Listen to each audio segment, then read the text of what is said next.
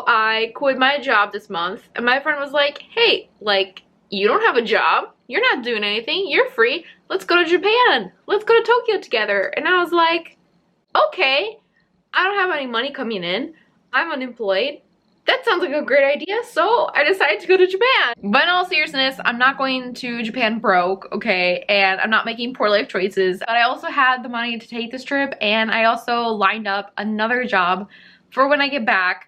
So it's not like a total, you know, chaotic decision. But I've been to Japan a few times back before COVID, which was a long time ago, back in the day. So I'm familiar with Japan in general, and I saw a lot of the sites in Tokyo already. So also this friend has gone to Japan a lot more than I have. We're more so just gonna go to eat the delicious food, to go shopping. For me personally, I really want to buy language books because I want to start studying Japanese, and to shop stationery because I'm addicted to stationery and stickers, and kind of just like enjoy ourselves and just like enjoy the experience of being in Japan because they're finally open to foreigners and we can finally visit. Woo! But now that Japan is open, I'm so excited to go there. I'm excited to start learning Japanese and have an opportunity to practice a little bit while I'm there. We'll see how that goes. But I need to get ready and kind of like sort out some things here before I take off towards the airport. So I will see you guys in Japan.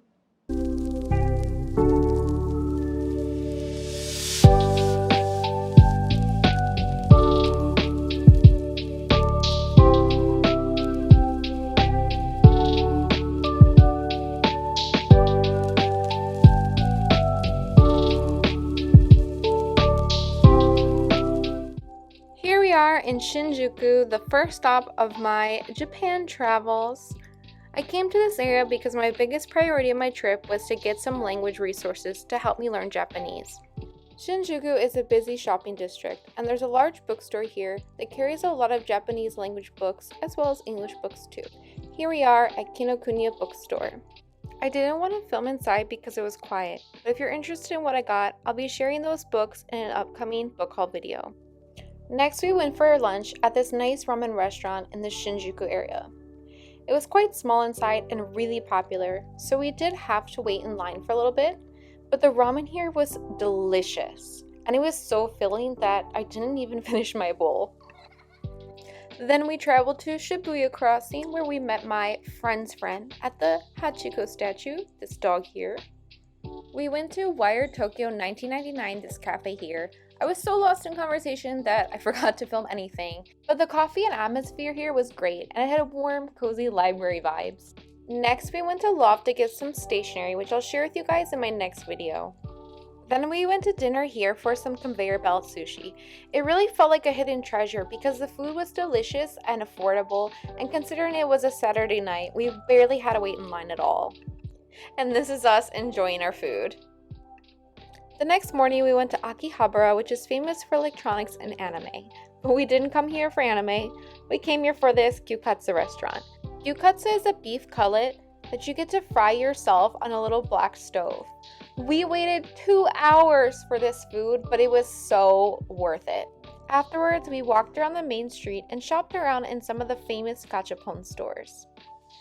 We were lucky to be here on Sunday, which is considered a pedestrian paradise, meaning you can walk in the street. We were really tired that day, so we took a rest at our hotel and then went out for dinner at this famous yakitori franchise. Yakitori is skewered meats, typically chicken. We drank some beer, enjoyed our food, and had a chill night.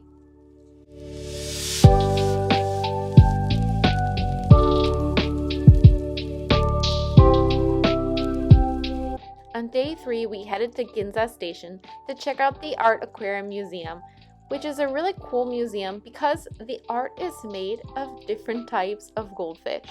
These shallow, clear boxes make it easy to view them like works of art, while other exhibitions draw influences from Japan's cultural traditions and shared memories to create a living art that's both interesting and unique.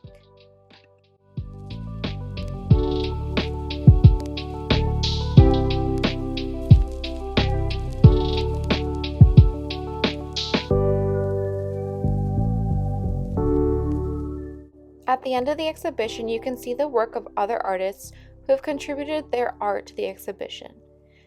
And if you'd like, you can also purchase some prints in the gift shop. Next, we went for lunch at this diner conveniently located just outside of the art exhibition hall. I was blown away by the quality of the food here, and I felt that everything was impeccably prepared, and even the simple side dishes packed so much flavor. Then we went to Shibuya Sky, but it was sold out for the day, so we did some shopping instead and found this cute Akita store celebrating Hachiko's 100th anniversary.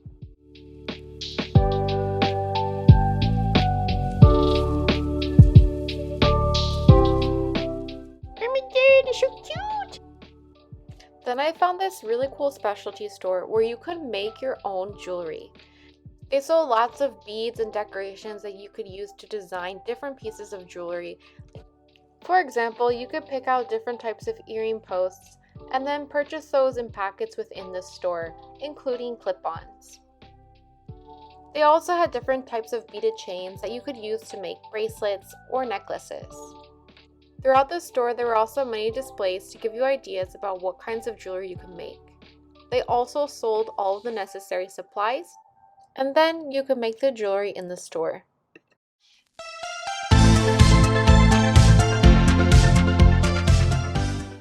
Next, we went to the famous shopping street at Harajuku, but first, we decided to stop at this restaurant called Sakura Tei to get some delicious okonomiyaki.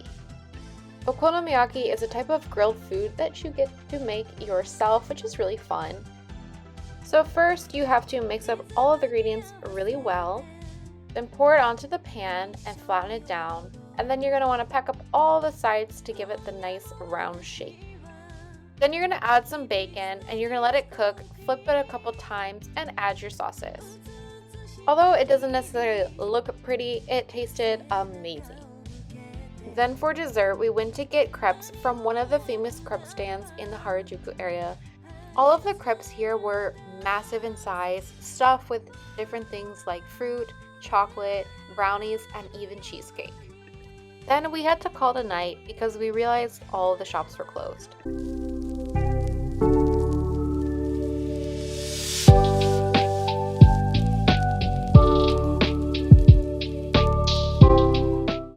Finally, our last day of the trip, we were able to go to Shibuya Sky because we bought our tickets online the day before. Then we went back to Harajuku so that we could do some shopping in the famous Takeshita Street.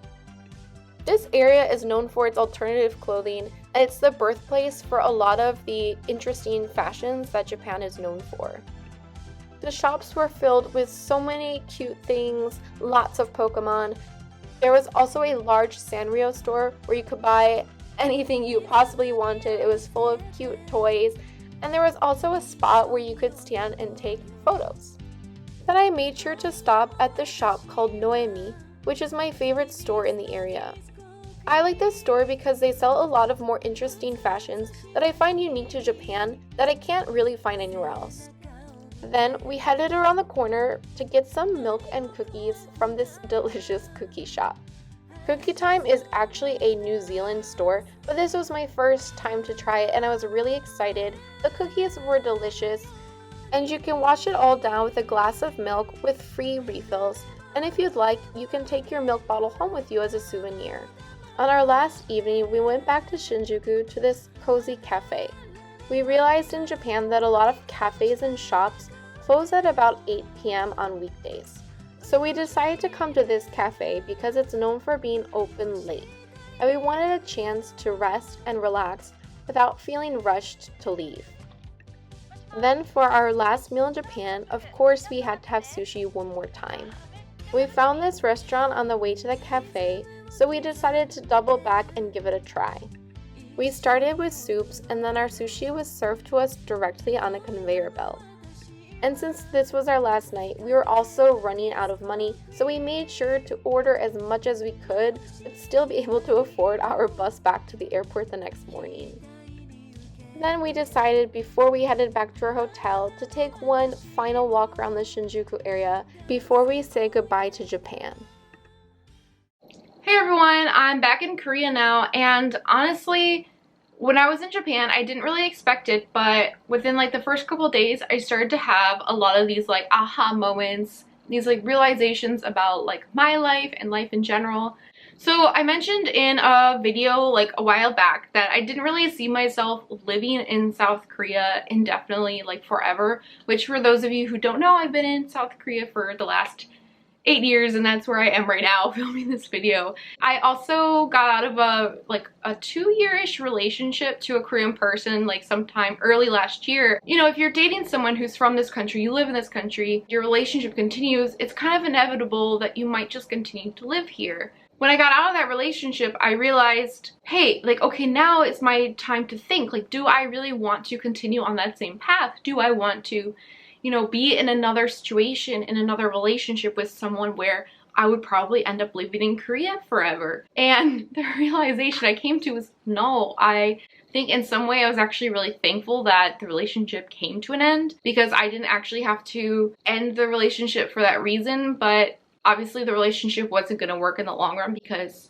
I kind of realized, you know, I didn't want to stay in Korea forever. Then at the same time I was kind of going through like the end of that relationship, I was also starting a new job in Korea. I was working in marketing. Honestly, I worked in Korea in marketing in a couple different positions through the course of about a year.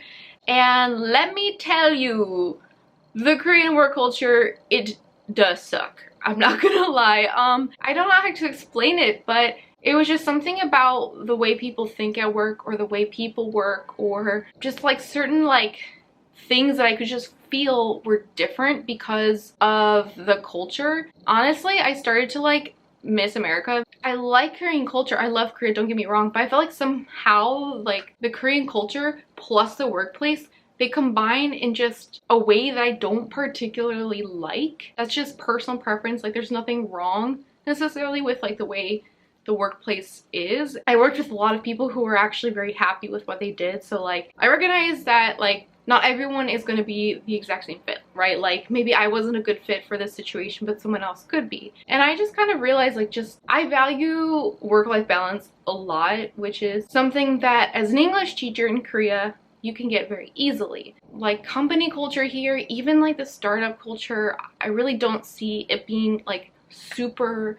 balanced. And that was the other thing, is I realized like I truly live to, I don't live to work, I work to live. Like I want to enjoy my life, and I realized that even if I'm doing something I love, if it's eating up my time, eating up my energy, it's just really not serving me. Yeah, I never really worked full-time except for like, you know, like I said, like 2-3 months a long time ago, and I kind of want to give it a try. I realized like if I go back to the United States, that will also be like a learning process to learn or like relearn US work culture, because I did a lot of part-time work, but it was, you know, 8 years ago, and I would argue that it's quite different, and also the times have changed, so I've got a lot of catching up to do. But then coming to that realization that, you know, the work culture here, like company work culture here, is just not for me, I made a really tough choice, and I decided to leave marketing, which is the industry that I really want to work in and that I'm passionate about. I took a role where I work 30 hours a week, yeah, so that I could have time, because I know at some point I want to leave Korea. I want to enjoy the time that I have here, and I want to spend my free time working on other projects and things that could actually help me when I go back to the United States and when I look for a job there. That was kind of the context of where I was when I went to Japan. I actually, you know, I said I quit my job, and then I had all this free time. You know, by the time this video goes online, I will have started this new like 30-hour-a-week job. So yeah, that was kind of the situation I was in, and where I've been at, and like where I'm at mentally, I guess, before I went to Japan. But something I realized in Japan was I'm not growing in Korea. Because when I was in Japan, I felt like every interaction with someone, granted I'm traveling, so that makes sense, like every interaction with someone, like I can't speak Japanese very well, so it's like trying to speak, experiencing all of these new things was very fun and engaging, and you know, I learned a lot. By encountering all of these new things, I realized I'm not really encountering anything new in Korea. Like my life in Korea has become, in my opinion, kind of stagnant. I don't really feel like I'm growing.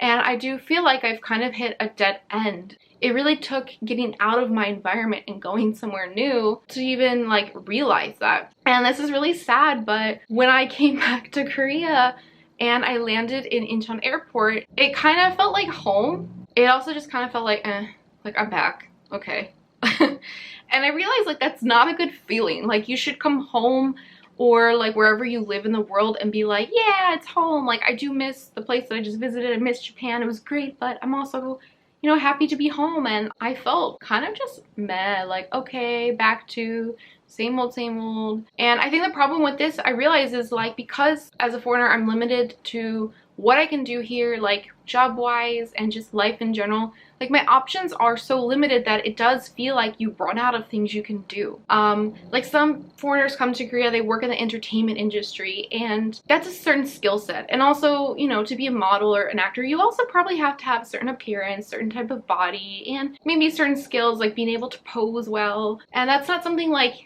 every person, even like every good looking person, doesn't necessarily have those skills. So everyone has their own set of skills. So when foreigners have this many options, but like, you know, each individual person can't do all of these things, you're really like, this is what you got. And once you kind of plow through all these options, you're just like, okay, so now what? I can just do these 3 things. When I get bored with one, go to the other one and back and forth, and that's about it. And that's not really an ideal situation. So another really interesting thing I realized visiting Japan, because also going to Japan, I was like, you know, I've always wanted to study Japanese. I was unemployed, so I was like, let's start studying Japanese in preparation for this trip, and I did. And I got books in Japan that I'm excited to use now, you know, with that mindset of like, yeah, I'm really excited to learn a new language, start Japanese. So when I got to Japan, I had this like excitement, like, ooh, a new language, I'm gonna talk to the people. I expected this much from myself, but I was able to communicate this much. I could have put in more effort, not gonna lie. It was cool, it was exciting, and I always did want to study Japanese. And, you know, visiting Japan and thinking about it, I was like, you know, I would really love to try living in Japan. If you're watching this and you're like, but Sarah, you don't like Korean work culture, how can you work in Japan or live in Japan?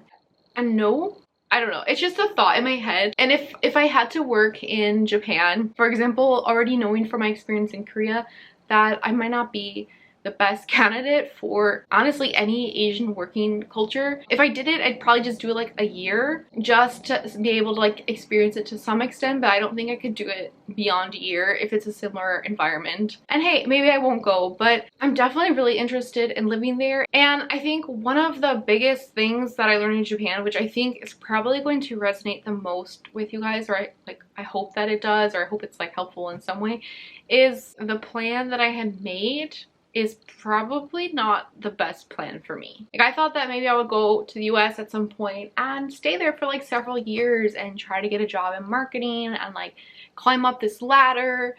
And the more I thought about it, the more I realized if I go with that path, I'm really setting myself up to work in a very like corporate environment. I wouldn't do well in a very corporate environment based on the experiences that I had in Korea. Like they weren't corporate, but in Korea, I was still like having to work overtime and I was just really stressed and tired. I told you guys I realized work-life balance is so important to me. Corporate jobs in America aren't going to give me a work-life balance, and I realized I'm imagining I would want versus what I actually want are 2 different things. What I imagine I want is really strongly connected to the things that we're told as we grow up, live our lives. Go to college, get a job, do this and that. And I realized that when I ask people for advice, like friends, family, they give good advice, but it's like everyone has their own ideas about life and how to live it. Like a lot of people will give you advice that somewhat reflects their way of life, and it might not be the way you want to live life. So I realized that I kept thinking like, this is what I think I want, but really like I actually want this. When I made that realization, I was like, you know, I really need to take a step back after this trip and think more about what I want and stop asking other people questions, stop asking for advice, and just have time by myself to think. You know, something that I realized in like day 1 of my trip in Japan was I don't want to just go to America and stay there for several years. I think I don't know exactly what I'm gonna do. I value my freedom a lot, and I value the ability to live and experience life abroad. I never came to Korea like expecting to live here forever, but then I never thought that I would like go back to the United States and then like stay there. Yeah, I realized like I should be thinking more about a career that would work with that lifestyle. I really need to think more about what I want. And when I go back to the United States, maybe the goal isn't to, you know, climb this ladder, so to speak. And maybe I don't even want to be there for several years. Maybe I just want to be there for like 1 or 2 years to connect with family and to kind of like build up my skills and transition into the next stages, so to speak. I know this was kind of a short vlog and this was kind of like a deeper topic, but I just thought that I really wanted to share my experiences, my thoughts. I don't know if there's anyone out there who, like me, is just struggling or feeling lost. I'm just hoping that I can give you guys a little bit of like inspiration or a little bit of a spark to think about things in your life in a different way. Get out of town, go somewhere nearby. You don't have to go all the way abroad. You don't have to go to Japan. Hopefully, like, shaking things up will help you guys figure out what you are doing with your life too. And I will see you guys in the next video. Bye!